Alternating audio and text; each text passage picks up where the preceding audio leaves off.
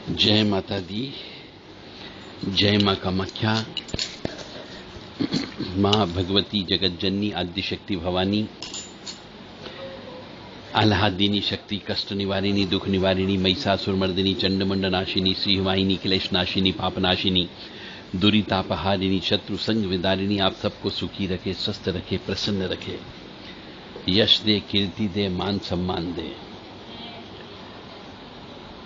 देव Radha trust Satyavani channel से आप रहस्यमय ज्ञान सुन रहे हैं। जब कोई लड़का और कोई लड़की एक दूसरे के प्रेम जाल में फंस जाते हैं, टीनेजर होने की वजह से या बड़ी उम्र में होने की वजह से भी एक दूसरे से शारीरिक आकर्षण हो जाता है,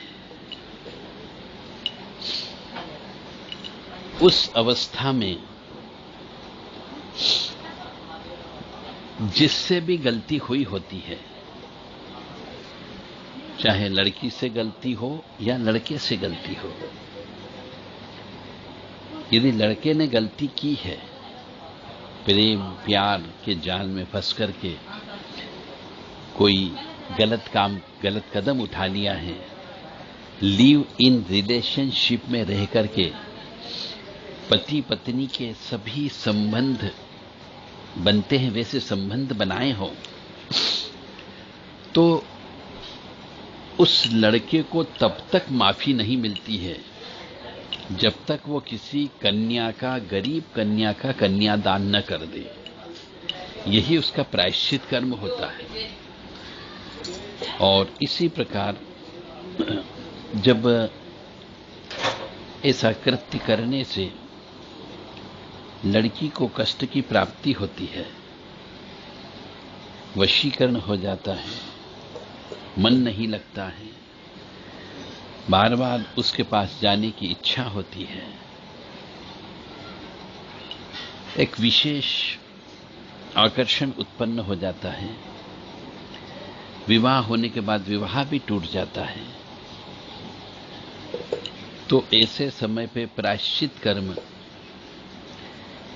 किसी ज्योतिर्लिंग पर जाकर के, जो 12 ज्योतिर्लिंग है, उन 12 ज्योतिर्लिंग पर जाकर के 5 सोमवार लगातार रुद्र अभिषेक कराने से उस पाप का प्रायश्चित कर्म होता है। तो यदि ऐसे को किसी को भी तकलीफ हो रही हो, चाहे पुरुष का या चाहे स्त्री का, वशीकरण हो गया हो किसी तंत्र की वजह से या आपसी मेलजोल की वजह से, एक दूसरे को भूल नहीं पा रहे हो, तो जो दोनों के लिए अलग अलग उपाय बताए हैं, ये उपाय करें ताकि आपके पापों का प्रायश्चित होकर के आप एक दूसरे को भूल सकते हो। ऐसी समस्या आजकल बहुत ज्यादा देखने को मिल रही है कि जब पढ़ाई लिखाई खत्म होने के बाद में सर्विस की वजह से अलग अलग रहना पड़ता है और माता पिता विवाह के लिए राजी नहीं होते हैं, तो ऐसी अवस्था में ये जो टोटके बताए गए हैं, 2 टोटके, इनको करिए ताकि आप अपनी पिछली जिंदगी को भूल सकें और नई जिंदगी में प्रवेश कर सकें। परंतु यदि आपने इनका उपाय नहीं किया तो जो पाप है, वो पाप का कारण आपके पीछे लगा रहेगा। आपकी जिंदगी में उस पाप की वजह से सुख की प्राप्ति नहीं होगी। जिंदगी तो चलेगी, परंतु जिंदगी में जो आनंद और रस रहना चाहिए, वो रस नहीं रहेगा। इसलिए अगली जिंदगी जीने के पहले इस प्रकार किए गए पाप कर्मों का पहले प्रायश्चित करें, उसके बाद कोई विवाह वगैरह करना चाहिए। क्योंकि यह पाप कर्म शास्त्र के मुताबिक, पुराणों के मुताबिक अक्षम्य अपराध की श्रेणी में आता है। जिस धन के ऊपर आपका अधिकार नहीं है, उस धन को भोगने का अधिकार भी नहीं होता है। हिंदू सनातन धर्म की जो मेथडोलॉजी है, उसके अनुसार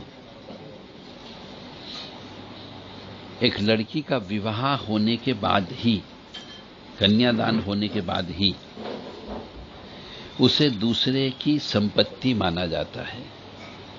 जिस जगह उसको कन्यादान स्वरूप उसके पिता या भाई या पेरेंट्स दान देते हैं। परंतु आजकल अधिक ज्यादा पढ़ने लिखने की वजह से जो मनुष्य अपने शास्त्र को भूल गया या शास्त्रों के नियम का पालन नहीं करता है, उसे कष्ट की प्राप्ति होती ही है। फिर उसमें कोई भी पंडा, कोई पुजारी, कोई भगत, कोई भोपा, कोई गुनिया, कोई तांत्रिक, कोई अघोरी, कोई ओघड़, कोई भी कुछ नहीं कर सकता है। क्योंकि कर्म करने से, पाप कर्म करने से गड्ढे में तो आप गिर गए। तभी निकलोगे जब आप पाप कर्मों का प्रायश्चित कर लोगे। जय माता दी, जय मां कामाख्या।